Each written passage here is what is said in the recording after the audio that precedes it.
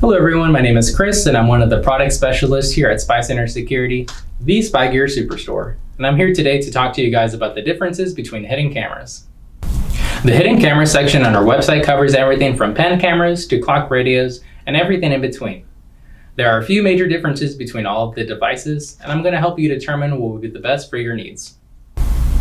You can break down this area into two major sections, each having its own subsections. I like to break it down to what we call body-worn cameras and Nanny cameras.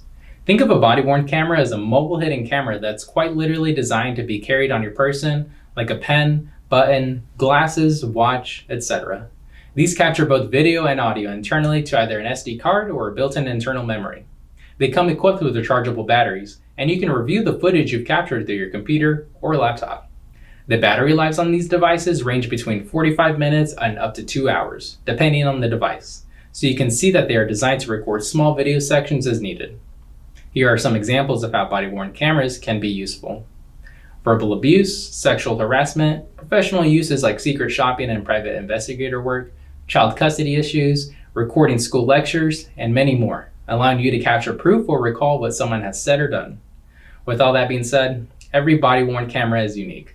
I highly recommend watching the video for the specific product you're interested in so you can see the quality for yourself. On the other hand, we have Nanny cameras. These devices are stationary and are typically designed for long-term recording. They are meant to be sitting in one spot to record the events over time.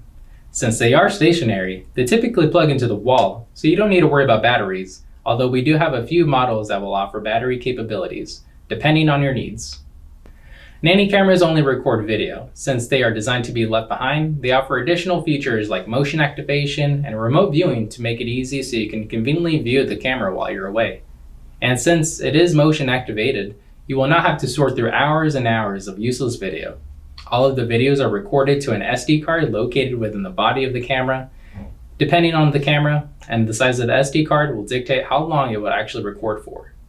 The most common uses for Nanny cameras are child abuse, elderly abuse, theft, security, and much more. Just being able to log into the camera remotely to see what's going on is a huge plus.